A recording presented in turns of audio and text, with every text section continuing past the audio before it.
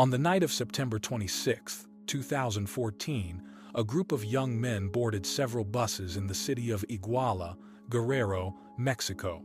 They were students, most of them poor, most of them the first in their families to study beyond the basics.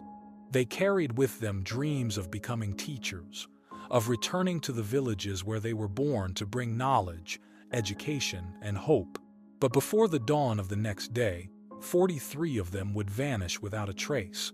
Their disappearance remains one of the darkest, most chilling events in modern Mexican history, a mystery still unresolved, and a wound that has never healed. These young men came from the Ayotzinapa Rural Teachers College, an institution with a long history of activism and struggle. The school was founded to serve Mexico's poorest communities, and its students were known for their strong spirit of protest, for demanding justice, equality, and opportunity in a country where corruption and inequality ran deep. For generations, Ayotzinapa had been a symbol of resilience. Its students marched in remembrance of past massacres, they protested cuts in education, and they stood as a voice for the forgotten. On that night in Iguala, they had planned something familiar, something students had done many times before: to seize buses to travel to Mexico City for the annual commemoration of the Tlatelolco massacre of 1968, when hundreds of students were killed by the army and police. It was to be an act of remembrance, a march for justice. But instead, the students became victims of a massacre of their own. What happened in those chaotic hours has been pieced together through testimony, investigations, and fragments of truth. As the buses moved out of Iguala, they were intercepted by police. Officers opened fire, and students fled into the night. Some were beaten, some were dragged into patrol cars. Gunshots echoed through the streets for hours. Other armed men, some believed to be linked to criminal groups, joined the attack.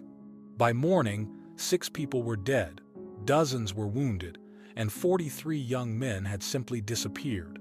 Families would never see them again. In the immediate aftermath, the government of Mexico presented what it called the historical truth.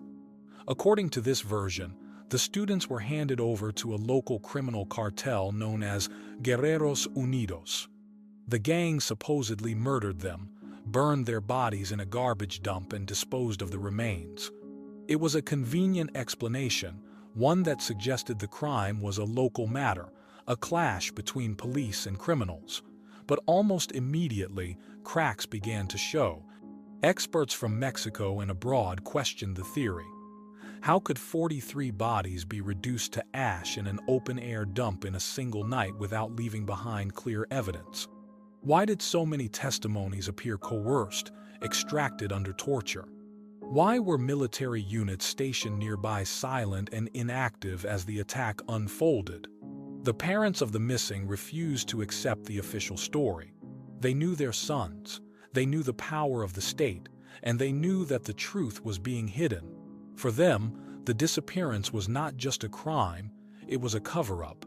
They camped outside military bases, demanding to see records, demanding answers.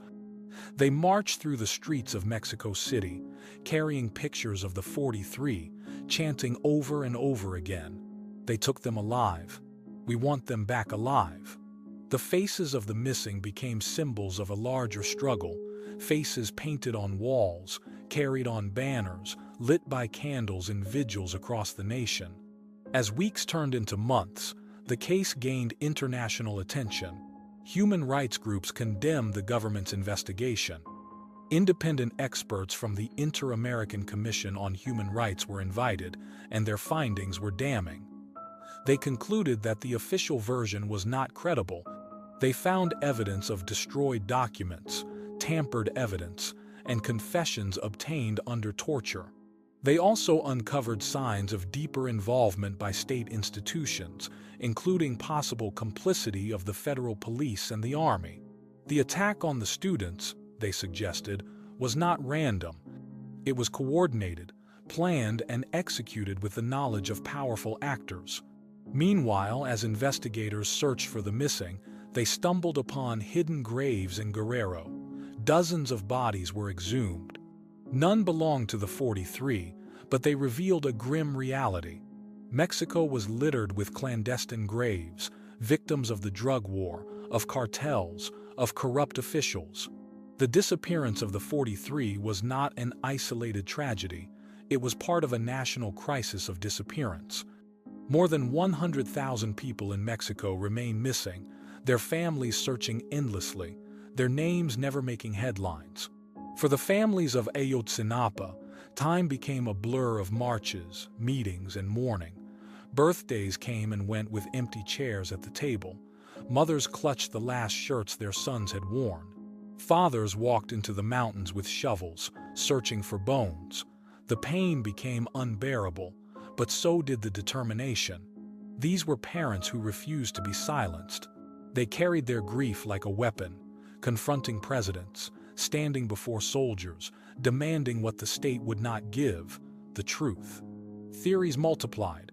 Some believed the students had unknowingly taken buses used to transport drugs for the Guerreros Unidos cartel. Others suspected that they had become targets for their activism, silenced for political reasons. Some whispered that higher powers within the government ordered their disappearance to protect networks of corruption. But in the fog of lies and silence, the truth remained elusive. Every new administration promised answers, and every new report seemed to contradict the last. In 2019, President Andrés Manuel López Obrador created a Truth and Justice Commission, pledging to uncover what really happened. Forensic teams returned to the evidence, arrests were made, and bones belonging to a few of the students were identified. But out of 43, the remains of only 3 have been confirmed. 40 still remain missing, their fate unknown. The government now admits that the historical truth was a fabrication, a deliberate lie created to protect those in power. Yet even today, questions remain unanswered. Who ordered the attack? Where were the students taken? Why was the army silent? The case of Ayotzinapa has become more than a single tragedy. It is a mirror reflecting the deep wounds of Mexico, corruption that protects the powerful, violence that consumes the innocent, and impunity that denies justice. It has united people across the nation in grief and in rage.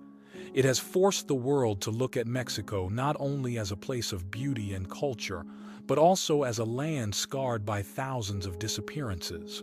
Every year, on September 26th, the streets of Mexico fill with voices that refuse to be silenced. Families, students, and citizens march side by side, carrying banners with the faces of the 43 missing young men from Ayotzinapa. Their names are read aloud, one after another, echoing through plazas like a roll call of the absent. Mothers light candles that flicker against the night. Fathers place flowers where their sons should have walked. And the world is reminded once more that these children of Mexico are not forgotten. They were not rebels, nor criminals, but young men with simple, noble dreams, to become teachers, to bring knowledge and opportunity to the poorest villages, to lift their communities from poverty with the power of education. That future was stolen on one night of horror in Iguala, but their memory has become immortal,